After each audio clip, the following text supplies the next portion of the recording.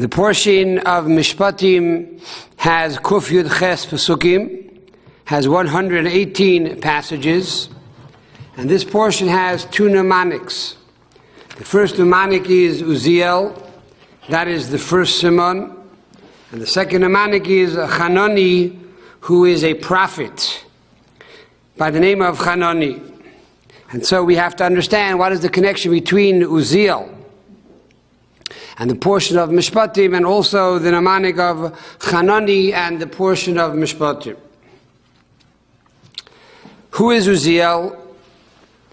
Uziel was the Doid Aharon. He was known as the uncle of Aaron. And as the Medrash explains, that the fact that the Torah calls him the uncle of Aaron is to tell us that he possessed the same qualities as Aaron HaKohen, Aaron the high priest. What was the qualities of Aaron? The qualities of Aaron was Ahavas Yisrael, his love for his fellow man. And therefore the Torah tells us that you have to have Ahavas Yisrael. There's a mitzvah to love your fellow man as yourself. That's one of the 613 commandments of the Torah. But yet Aaron personified this quality of loving one's fellow man. And here the mnemonic of the portion is Uziel. Because Uziel, which is the concept of loving your fellow man, is very implicit in the very beginning of the Parsha. How do we see that? For God says, and these are the Mishpatim, these are the laws, Asher Tosim Lifnehem, that you shall place before the Jewish people. Says Rashi on these words, what does it mean, you shall place it in front of the Jewish people?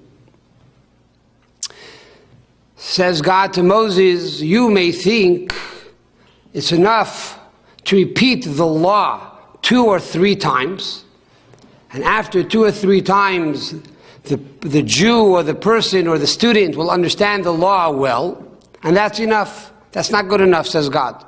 Asher tasim lifneihem, you must put the law in front of them, ki shulchan aruch, like a set table.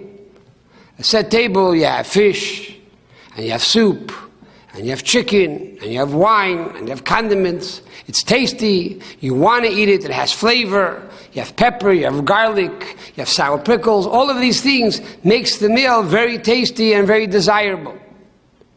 And the same is true with Torah. It's not enough that you simply place the laws in front of them, simply stating this is the law, do this and don't do that.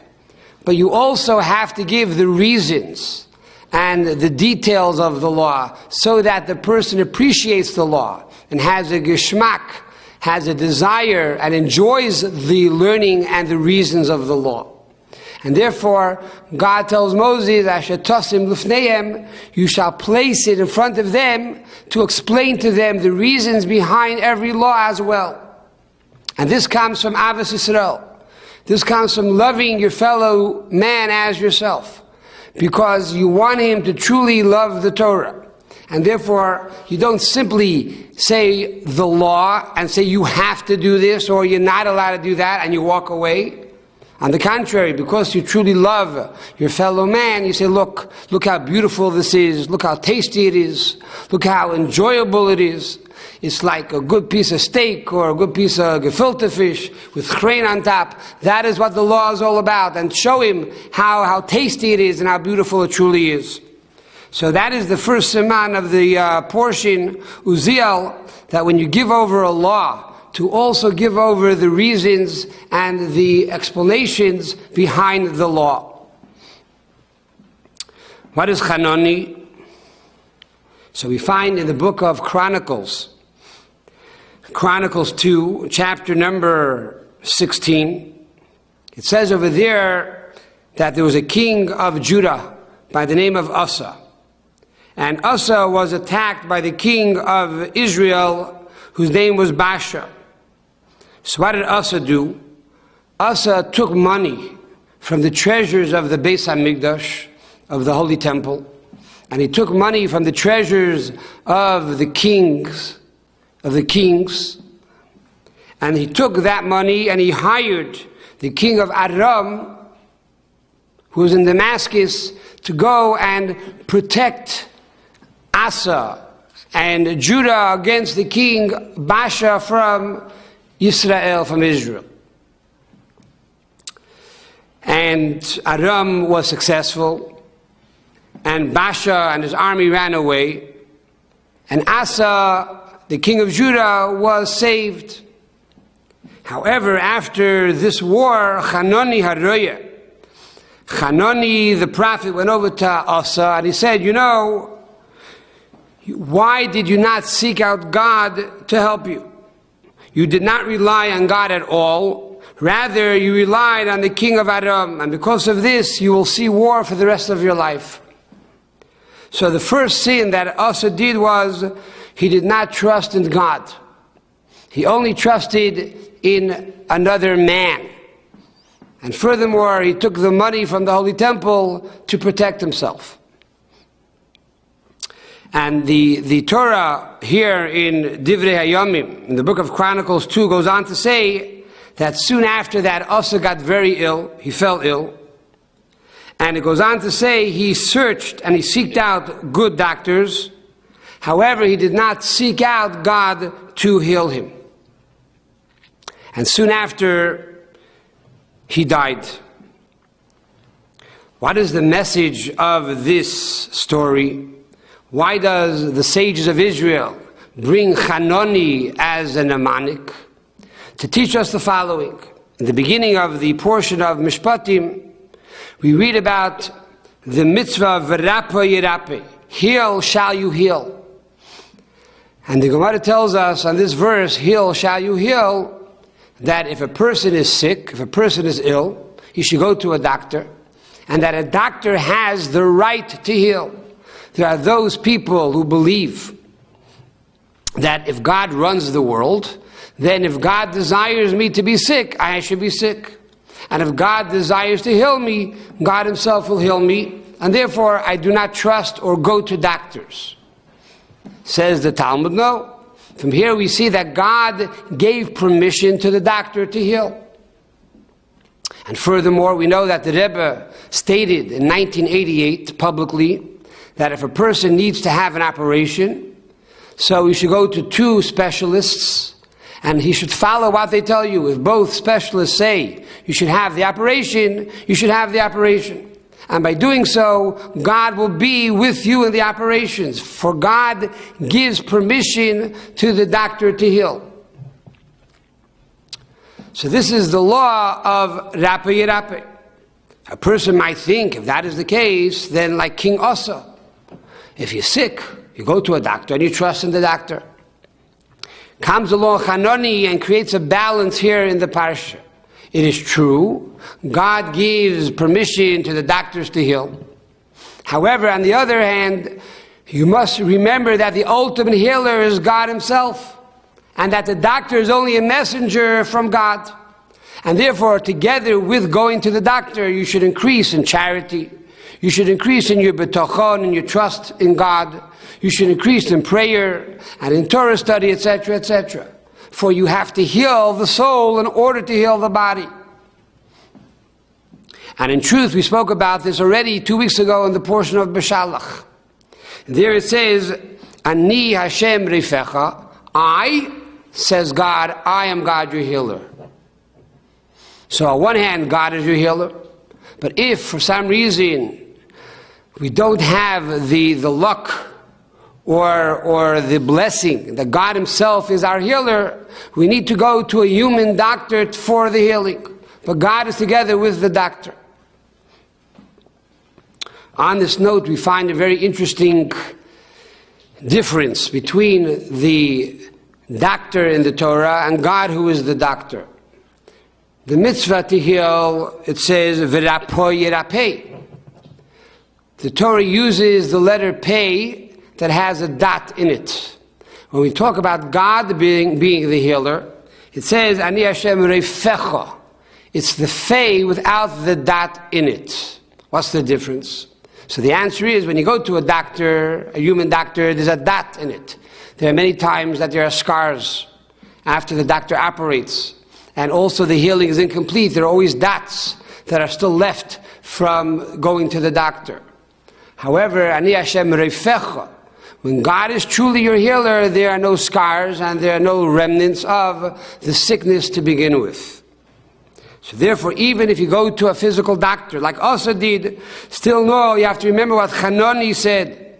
The prophet Hanani tells us you have to rely upon God and pray to God and ask God to help you, for God is your doctor.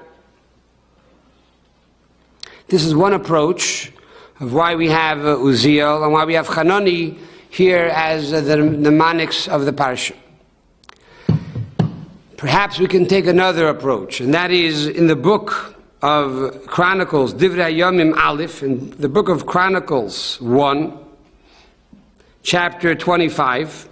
Over there we're told that King David appointed 3 people to be in charge of the music and the harps and the lyres in the Holy Temple.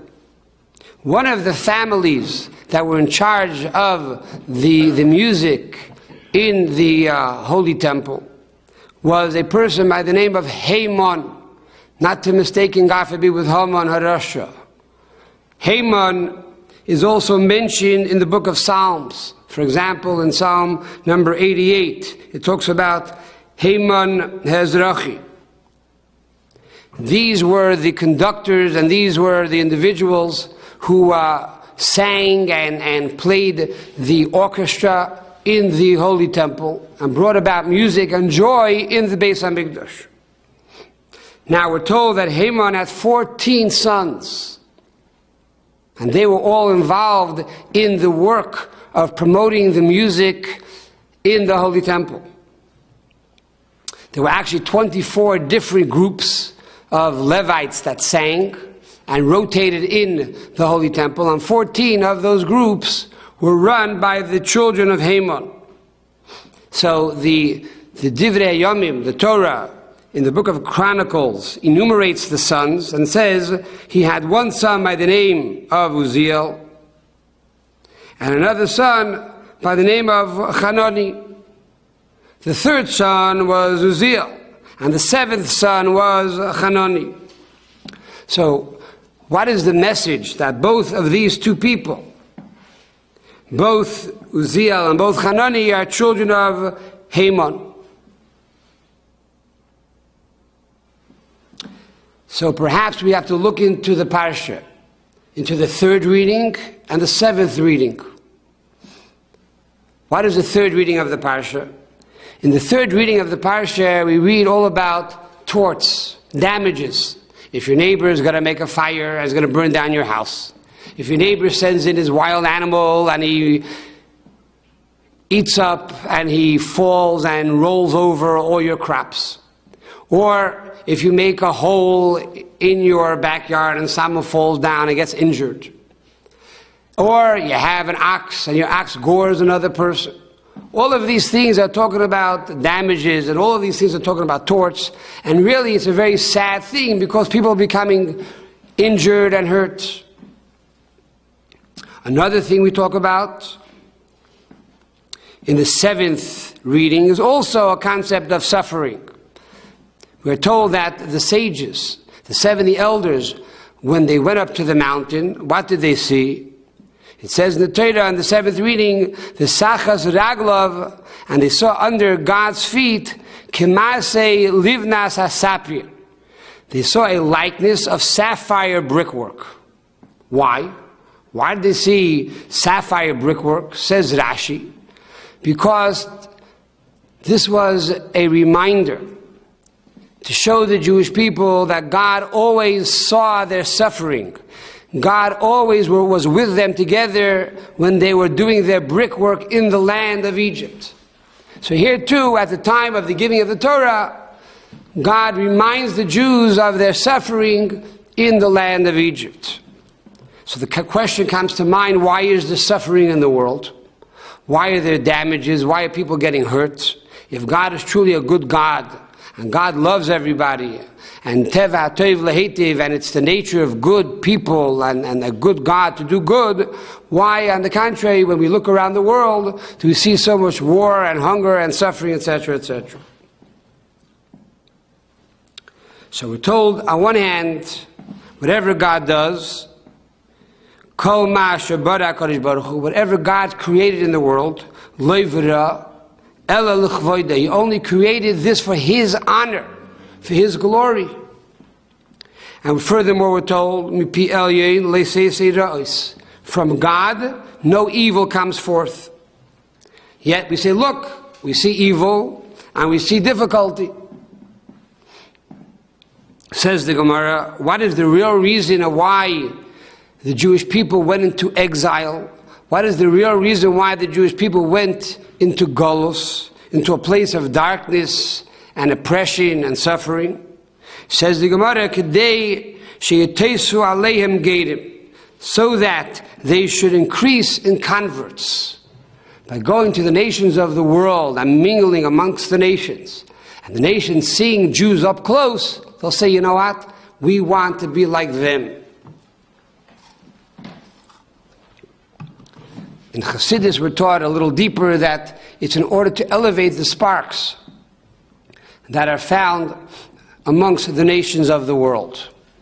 But the bottom line is that the Torah is telling us that the deeper reason of why there is darkness and suffering in the world is really to bring God's glory and to elevate all of these sparks and to bring God's knowledge and God's reality to these places.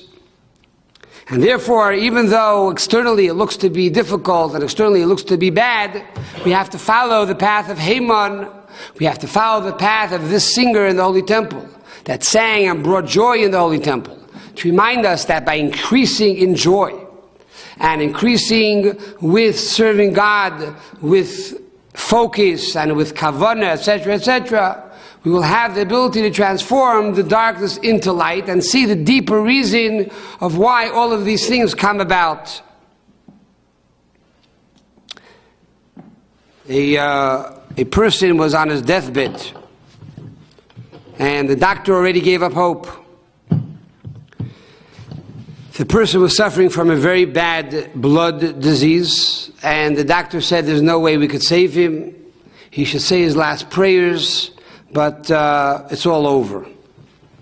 It happened to be that the Baal Shem Tov was traveling through this town, and he heard the news that there's a person in the house, he's on his deathbed, the family is around him, they're crying, and perhaps the Baal Shem Tov could help. The Baal Shem Tov came in, and he sat down next to this person, and he began to talk to the person, and he told the wife of the house to please make some meat broth, and they brought the meat broth to the patient, and he drank from it, and slowly but surely he began to get stronger and stronger.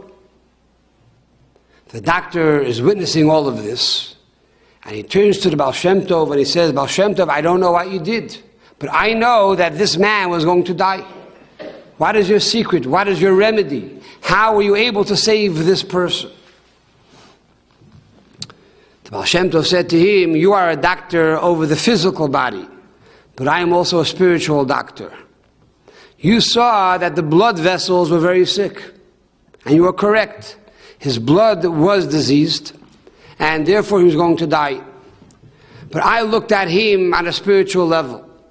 We know that there are 248 physical limbs and 365 arteries and veins. This is true in the physical anatomy of the body, and it's true also in the spiritual. There are 248 positive commandments that parallel the 248 limbs, and there are 365 negative commandments that coincide with the blood vessels. So this person, unfortunately, violated many of the negative commandments, and because of this, his blood vessels became diseased, and the blood that went into his body now was causing him to die. What did I do? I began to speak to his animal soul. And he told the animal soul, you know, you're in a very bad place. You're going to die. However, if you agree that you're going to do tshuva, if you agree you're going to change your way of life, and you agree to me you're going to be a better person, then the blood will flow freely and we will be able to heal this person.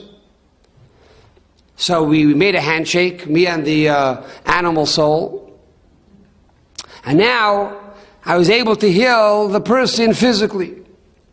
And this is what the Torah is telling us in this week's Parsha. On one hand, you have a doctor, and the doctor has a right to heal you physically, but we too, the patient, must remember that the ultimate doctor is Almighty God, and therefore we have to do our share in taking our medication by studying more Torah and doing more mitzvahs and davening with more kavanah and putting on tefillin every day and giving tzedakah every day.